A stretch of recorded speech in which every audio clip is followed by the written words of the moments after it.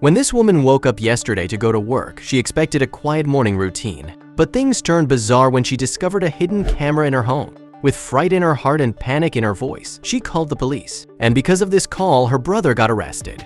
But before we start, smash the like button and make sure to subscribe if you haven't. And hit that notification bell so that you won't miss any new stories. Almost immediately after Claire woke up from her slumber, she discovered the device. She opened her eyes, pushed her bed sheet to the side, and went to the mirror to wake herself up with water. But before she even arrived, a single ray of sunlight entered her room and reflected on something in the corner. Claire inched closer to the cabinet, following the beam of light. Once at the cabinet, she saw that it led to the backside of the furniture. Claire gave the thing a hard pull, and once it was freed, Claire got the fright of her lifetime. And that panic was justified because she saw a camera lens right in the center of that tape cluster. Who placed this? Who's filming it if there was a camera in her room?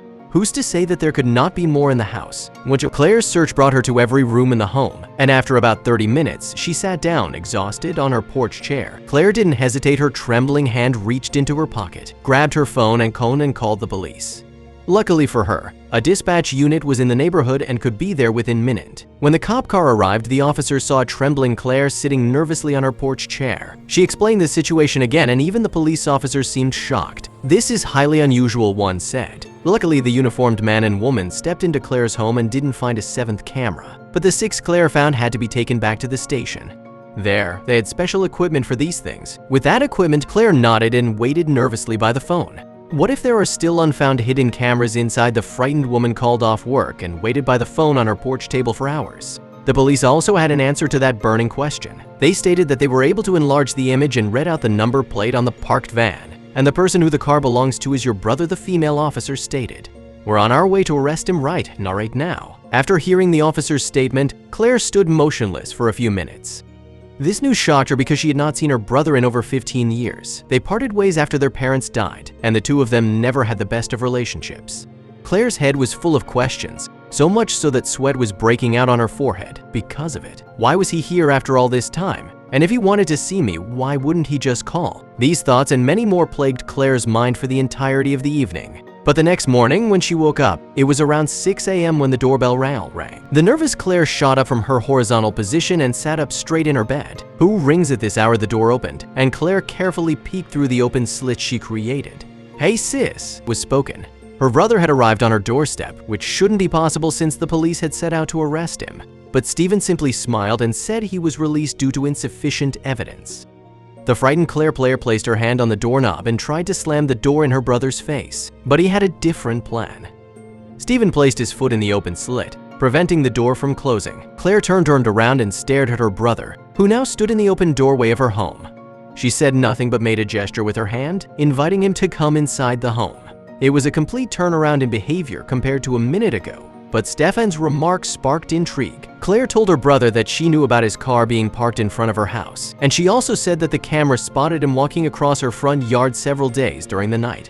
What's that all about? Claire demanded to know. Stephen did not deny this fact at all, but he stated that he did these things for the right reasons. "I scouted the area to protect you, not to infiltrate your life. That's why I didn't make myself known. I wanted to keep you safe in secret." Claire asked who her brother was referring to. And that's when Stephen decided to drop a bomb on his sister's life. He stated that it was her ex who placed these cameras and who was threatening her life. Claire cried and said this had to be impossible since he was in jail. But Stephen countered that remark. He was released 2 months ago, and what added believability to Stephen's story was that Oliver, Claire's ex-husband, visited him shortly after getting out of jail. "He showed up on my doorstep and threatened me. But most of all, he showed anger and resentment against you, sis," and that shocking news wasn't even the end of his story. Claire's brother stated that Oliver said he would visit Claire and monitor her every movement. He was going to stalk her life and make it a living hell. Why would he do that? Stephen told his sister that he didn't know, but he wouldn't let anything bad happen to his baby sister. "We might have lost touch, but I never want to see you get harmed. I had to surveil your house to ensure he did not appear." Stephen was also convinced that Oliver had placed the cameras. Claire agreed with Stephen's story and was thankful for his brotherly love. She was starting to panic, though, and wanted hard proof that it was indeed her dangerous ex-husband. If he did, in fact, infiltrate her life, she needed a restraining order against him. "Do you know where he lives?" Stephen unfortunately could not answer that question and even tried to talk Claire out of searching for him. But Claire didn't listen. Claire was determined to find out more, and maybe she could end her misery by doing so. The first step was to call her lawyer. He was the one who arranged their divorce right before Oliver got incarcerated. But after calling the lawyer, Claire was even more confused than before, because the softly spoken man indeed knew of her ex-husband's whereabouts. But that was the problem in this case. After Oliver's release from jail, he immediately moved across state lines, and he now lived in a house over 5,000 miles away. Her brother's story was compelling and highly believable. Still, the factual information conveyed by her lawyer was disputing a lot of it. There was only one way she could get any answers. Claire needed to go to the police. The frustrated and anxious Claire grabbed the car keys from the kitchen counter and ran to her vehicle in the driveway. Stephen was invited along and took a seat right beside her. But somehow, he kept repeating the story about Claire's ex-husband and stuck to it. But what Claire noticed most of all was his tapping finger and rapidly moving eyes. Police stations made him nervous. After a while, he even begged her to turn around. Eventually, Stephen managed to convince her. After all, he was her brother and he tried to protect her, so she had to give him some credit. After a quick 180 and a 10-minute drive back the way they came, Claire and Stephen arrived at the house. "Would you like some coffee?" Claire asked. Claire was busy looking for coffee filters to place into the machine while Stephen walked past her to a cabinet and in the corner of the room. "Blue or red?" he asked before opening the cabinet without a moment of hesitation. Claire stopped looking for the filters and stared at her brother with fearful eyes. She watched as Stephen pulled a blue and red cup out of the cabinet, and Claire started trembling in response. "I have lived here for 2 years now, and you have never been inside this house before. So how do you know what cabinet in this entire kitchen holds my cups? You did not even hesitate for 1 second. And how do you know that there was one red and one blue cup inside?" Claire watched as the happy, smiling expression on Stephen's face changed into an emotionless one. And then, out of nowhere, Claire started to run. She pushed herself through the open doorway and ran into the house's hallway. Well, Stephen instantly ran after her, and this time he did not try to convince her of his innocence. The frightened sister made it to the front door first. She opened it. Stephen followed closely after her and caught up with her in the front yard. But there he was, met with a huge surprise. A full squadron of police vehicles was parked all around the house, and multiple policemen and women were pointing their firearms at the out-of-breath brother. "Hands up." Police Sergeant Johnson and Officer Miller, the two cops who had helped them before, stepped forward and placed Claire's brother under arrest. Their arrival was perfectly timed and was the last thing the still jumpy Claire expected. She approached Agent Miller and asked her how they knew it was him.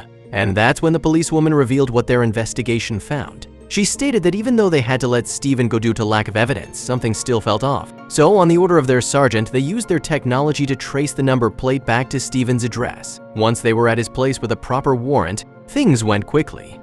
There were letters filled with angry accusations toward his sister, Claire. They all blamed her for the large inheritance she received from their parents, claiming that half should be his. Police also found the feed to another hidden camera that was still tucked away somewhere in the... Officer Miller pointed at one of the uniformed men who had just come walking out of the home, holding the last device. The camera was still rolling, and on it, Stephen was clearly spotted inside the house. While Claire listened in disbelief to the female officer's statements, but not before he had one last chance to speak. The angry man gave a final statement. He said that he found that his mother's jewels and a large sum of the money his parents left Claire belonged to him. So he monitored Claire's every move, hoping to find out where she left them so he could steal them back. Claire said nothing in response, knowing that this was exactly why her parents never gave him a dime. She was just happy to see her horrible brother being driven away.